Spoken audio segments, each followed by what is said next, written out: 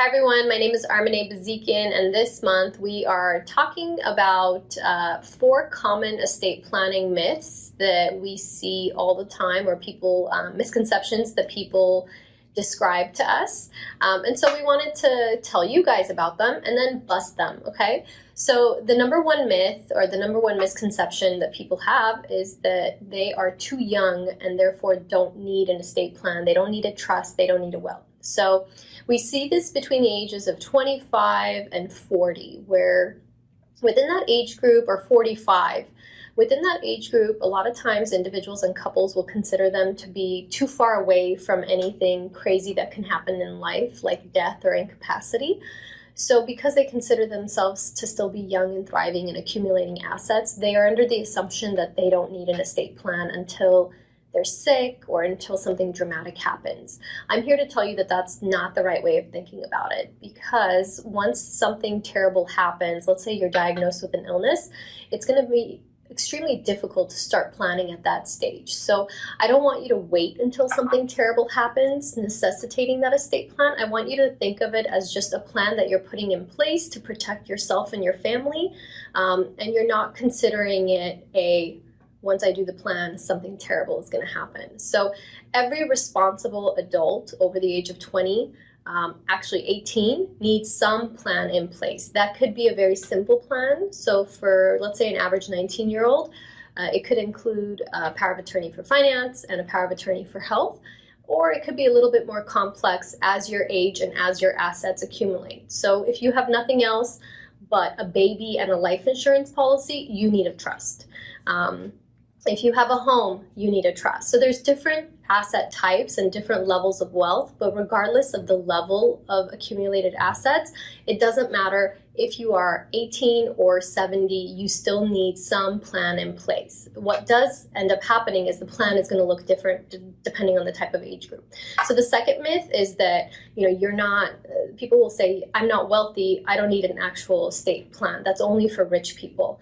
It is absolutely not for rich people. An estate plan doesn't just cover assets. It covers guardianships for your minor children. It could cover incapacity. It could cover directions that you want to give somebody on how to handle things if you're very, very sick. So an estate plan can cover numerous things, and you want to make sure that you have put on paper what you would want done. So it doesn't matter if you're extremely wealthy or extremely poor. What actually does matter is your family structure, your goals, and what it is and how it is that you want to protect those. So very simply put, if you're a young couple starting out, you don't have a house, you don't have a lot of assets, but you do have a baby, you need an estate plan. Your estate plan may not include a trust, but it will include some guardianship nominations. As simple as that, right? Along with some other documents. But it could be as simple as that, because your objective is to protect your child in case something happens to you. That's your plan. It has nothing to do with money or wealth. So number 3, a lot of people think that if they have just a will in place, that they're covered. So they'll say, oh, I've already done a will, I'm good to go. That is not proper planning. So as we've seen in previous videos, having just a simple will in place does not avoid a court proceeding.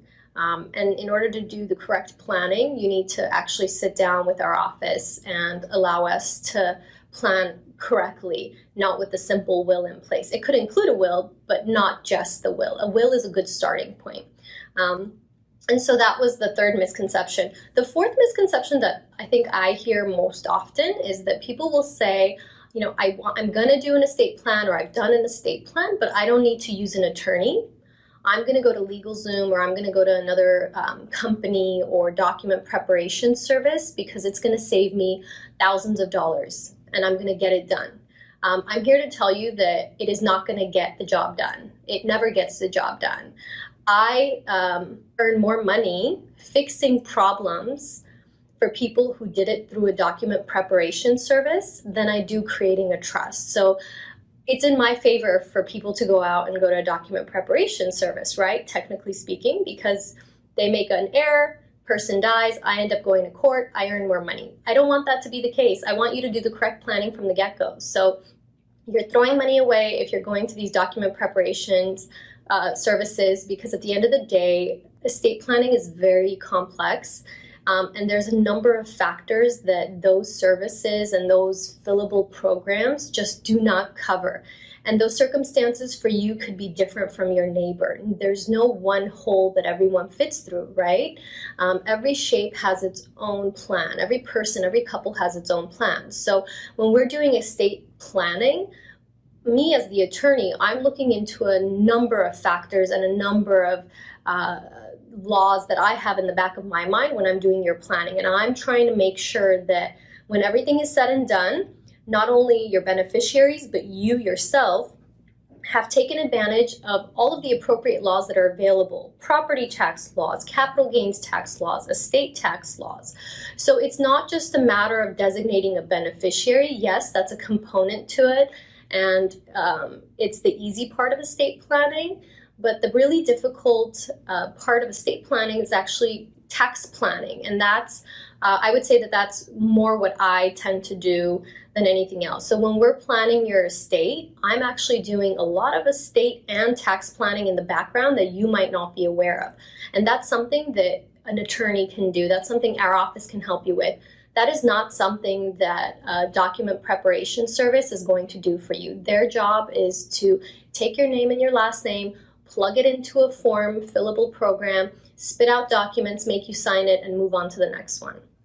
Absolutely not appropriate. Yes, you will save money preparing everything, but I guarantee you once you've passed away, it will actually cost overall more for your beneficiaries in the long run. And I guarantee that because I've seen it. I've been the attorney that fixes those problems.